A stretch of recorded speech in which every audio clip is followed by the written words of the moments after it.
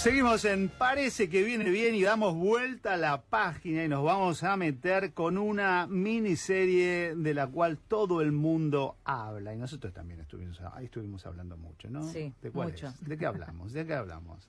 Del Eternauta, la miniserie de 6 capítulos en esta primera entrega, ¿no? Que dirigió Bruno Stagnaro. Y si hay algo de lo que todo el mundo habla, además del argumento, de la serie, de los actores, es de los efectos especiales y de todo este ámbito creado, este ámbito casi de ciencia ficción recreado en la serie. Y bueno, y tenemos a uno de sus responsables acá con nosotros y queríamos charlar con él, porque además es un amigo y vino con mi amiga Magalí Sánchez Alleno, que es su esposa. Se hizo un efecto especial, ¿viste? Así Pablo.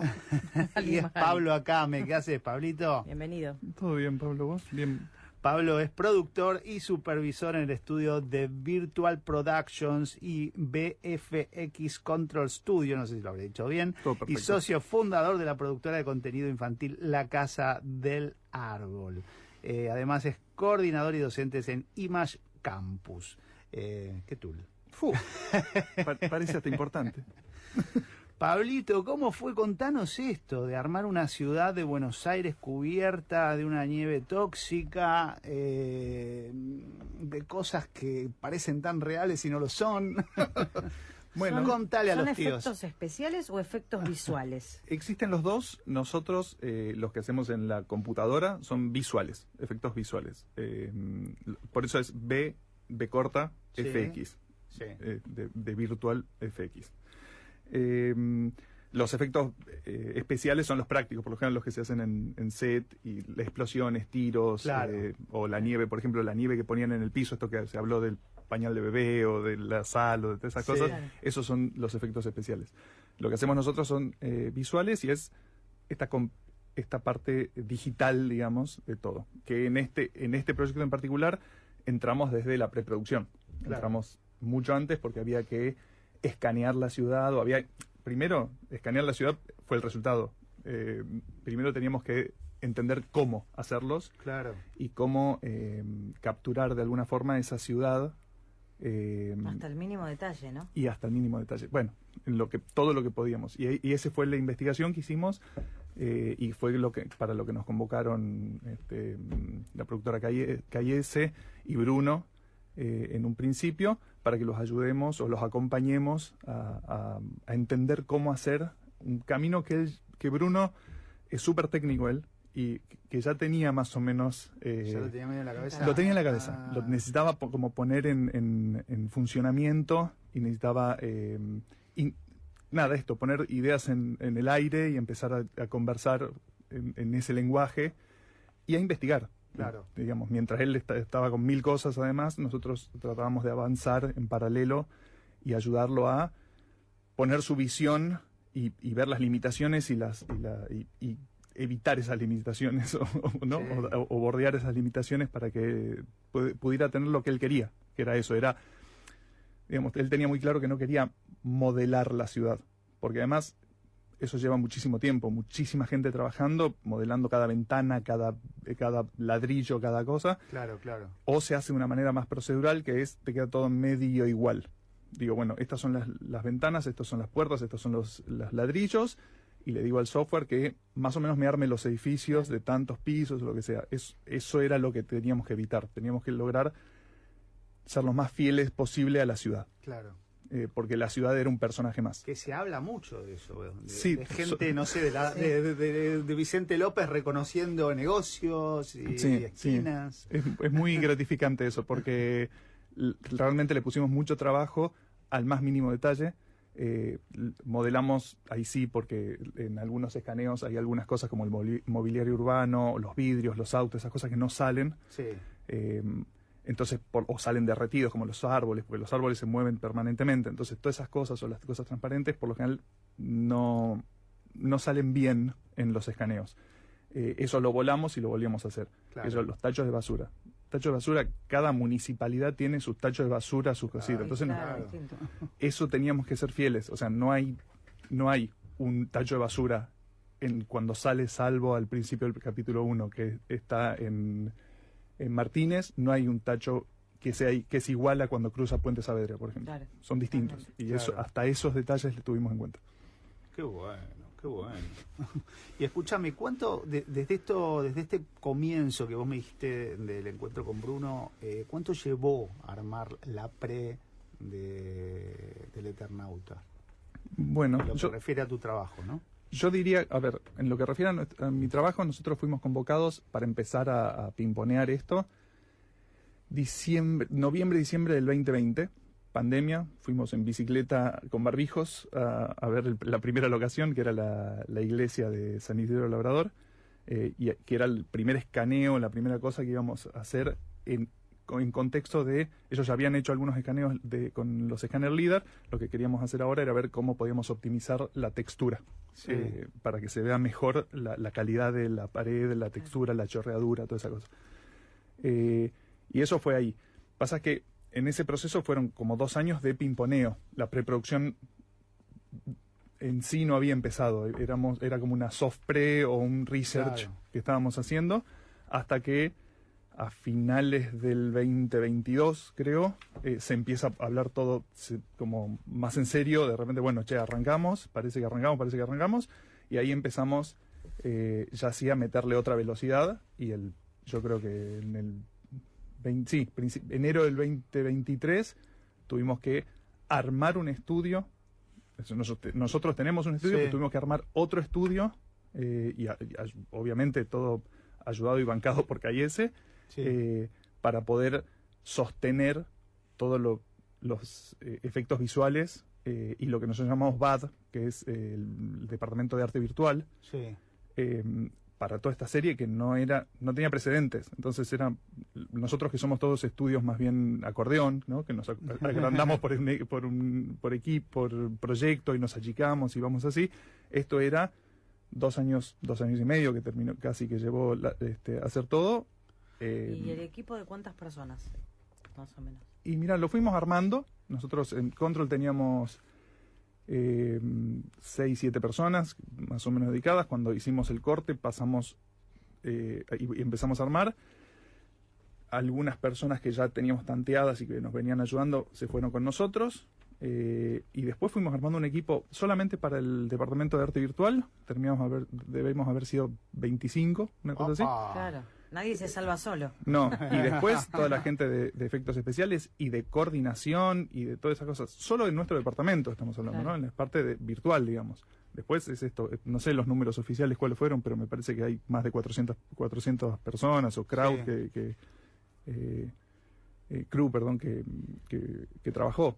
Después, ahí mismo también era esto, digamos, rotaba, porque vos a veces necesitas cierto tipo de gente, y después necesitas cierto otro tipo de personas, o con otros perfiles. Entonces éramos 25 máquinas ahí trabajando.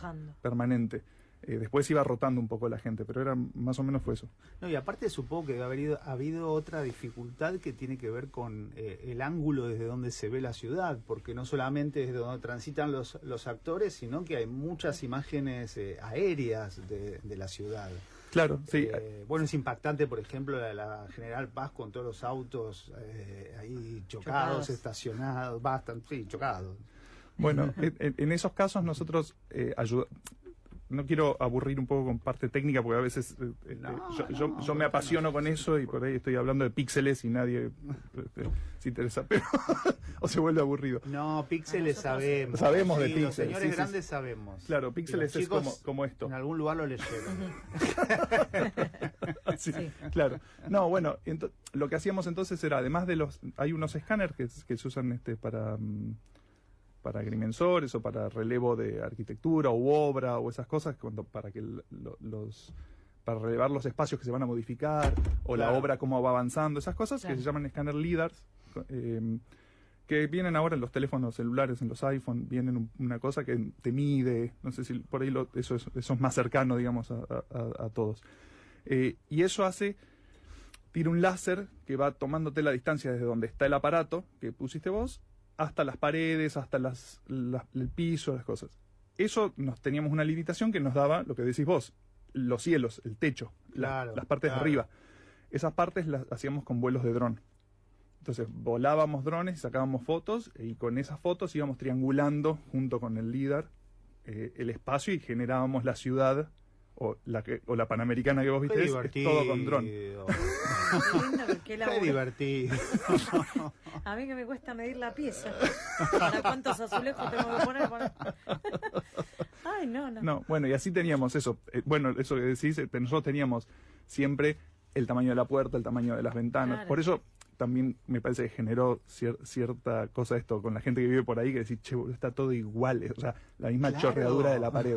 Porque realmente es esa, la misma chorreadura de la pared la tenés ahí, el ladrillo está cascado en el mismo lugar donde estaba cascado en la Claro. realidad.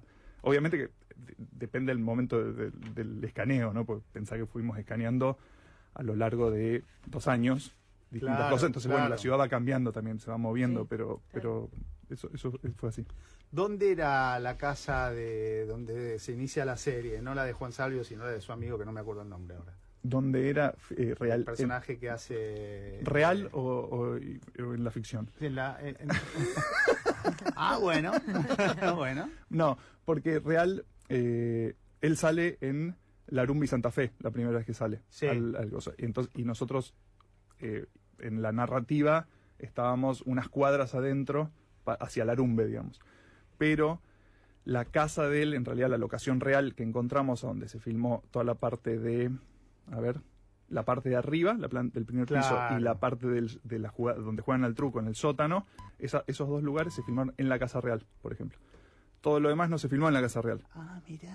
Todo lo demás se filmó en un estudio con pantallas afuera y los exteriores son en un estudio en el que se recreó la parte de abajo de la casa pegada al garage que está en otro lugar de la ciudad, Sí. en agronomía, y se hizo solamente la partecita de adelante y todo lo demás se reemplazaba digitalmente, digamos. Entonces fue como, ese fue uno de los proyectos de los escenarios Frankenstein que les decíamos, que teníamos locación real, interiores con pantalla, Sí. y exteriores en set y algún exterior real creo que hicimos alguna cosa en algún momento, algún dron o alguna cosa así.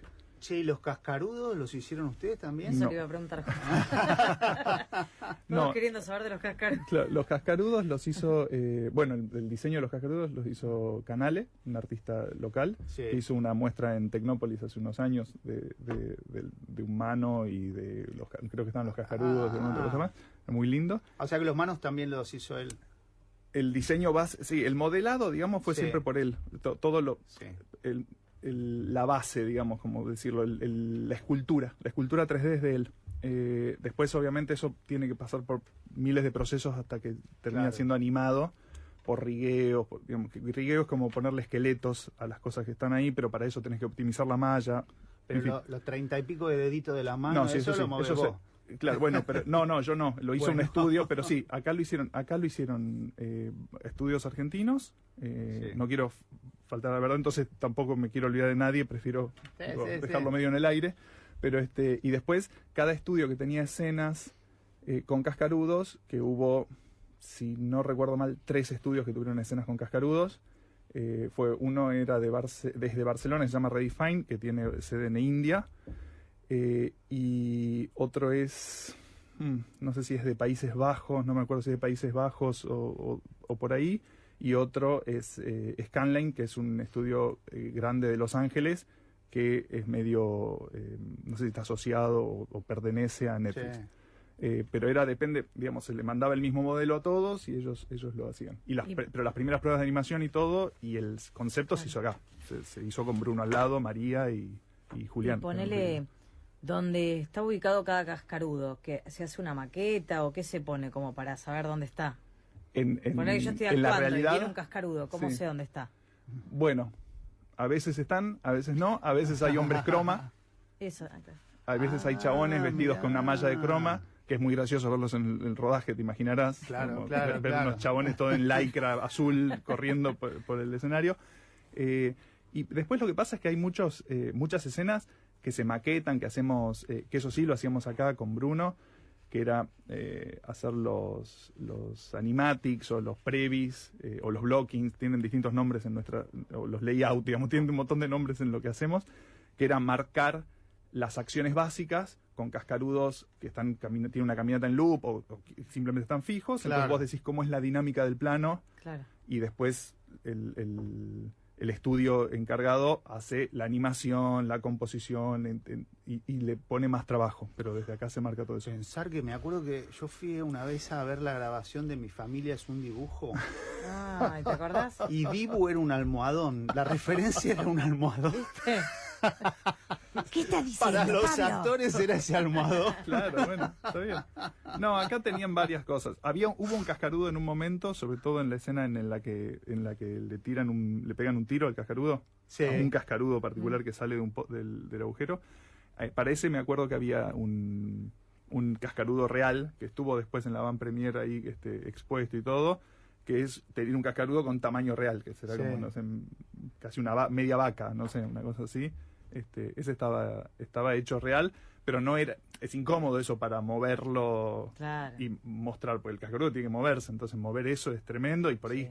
más bien Un montón. incomodaza después la postproducción o los VFX que ayudar, porque después tiene que borrar todo eso que pusiste Claro, ahí porque claro. no sirve nada. Claro. Entonces eso por lo general es...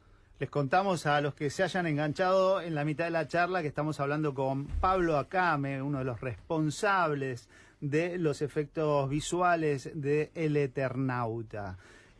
Pablo, y cuando hablabas recién del escaneo de la ciudad, no sé, bueno, los que leímos la historieta sabemos que hay partes que transcurren en el Obelisco, en el Congreso, estamos esperando eso, la destrucción total de la ciudad. Sí, claro. Sí, sí, sí. Las llamas. ¿Eso ya está hecho o todavía no? Mira, o sea, tenemos algunas cosas avanzadas. Contale, de algunas, los no, tíos. pero digo, hay cosas que están más o menos avanzadas o que ya hay algunos relevos y qué sé yo, de cosas que incluso se hicieron antes y que todavía no se usaron o que en esta temporada no entraron Porque y eso. todavía ni siquiera no vimos la cancha de River, la vimos de lejos, es verdad. Por ejemplo. Sí. Digo, entonces, digamos, la verdad es que nosotros empezamos ya con los guiones escribiéndose, pero entonces nosotros íbamos escaneando lugares a veces que por ahí qué sé yo, todavía no llegamos o no se usaron o lo que sea, y que eran, digamos, ahí. Entonces, la mayoría de las cosas que hicimos aparecen en la serie. Hay otras que ya tenemos o tenemos avanzadas algunas cosas que sí, fue trabajo que nos ahorramos o que veremos si lo usamos en la segunda temporada. Tampoco tengo demasiados datos de la segunda temporada, Sí. por suerte. Pero digo, no sé cómo va a ser la ruta todavía. No la conozco. No conozco el camino, digamos, hoy, que era lo que teníamos en la primera. Nosotros teníamos Claro. postas en la ciudad donde iban a estar, entonces bueno, pensábamos cómo era la mejor manera de escanear la ciudad en esas postas Claro. que necesitábamos frenar Claro. y en las que iban a tener, sobre todo en los exteriores. Los interiores era a veces una cosa más secundaria, que yo, el interior de la iglesia, por ahí viste que no se ve, no tiene mucho contacto con la No, afuera, es salvo verdad. cuando sube al techo Sí. o por ahí.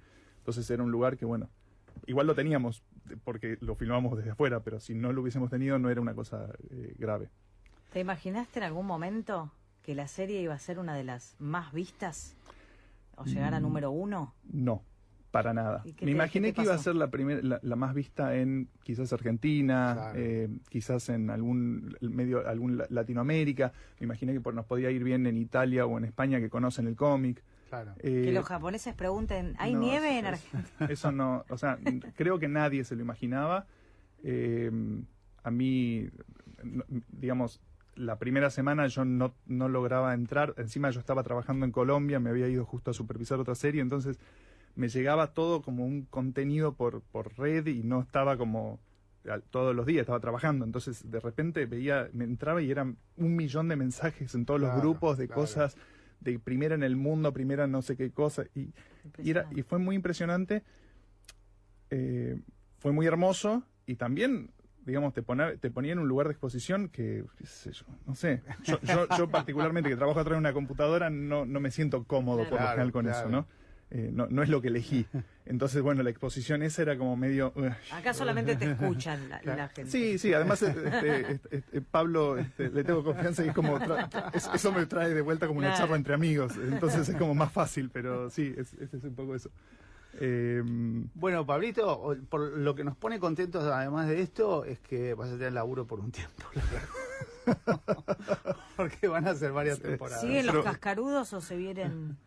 Ahora se vienen los manos. Sí. Claro. Y mira, claro, a ver, no estoy spoileando nada y no tengo conocimiento sobre el guión, así que no puedo decirlo, pero bueno, tenemos otros bichos, tenemos los manos, tenemos los gurbos, digamos, esas cosas existen en el cómic. Claro, así que, lo más gracioso del boom, yo creo que a nivel mundo, es que la serie en sí te genera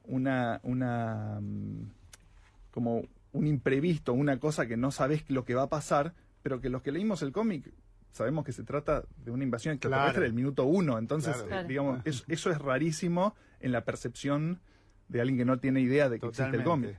Eso fue sorprendente también. Bueno, viste que curiosamente está agotadísimo el cómic. Sí, bueno. La feria del libro fue impresionante. Sí. Son estos booms. Así. Pablo, un placer y nos pone muy contentos de que estés en este lugar de exposición que vos detestás. Sí. Y ahora nos vamos a sacar una foto. Claro que sí. Más exposición. Bien. Pablo Acame con nosotros, productor, supervisor del estudio Virtual Productions y VFX Control Studio y bueno, y responsable de los efectos visuales del Eternauta. Le agradecemos también a Magali Sánchez Alleno, una de mis actrices favoritas que está acá con nosotros. Gracias, Pablito. Bueno, gracias a ustedes. Pablo Acame con nosotros, esto es Parece que viene bien, no te vayas.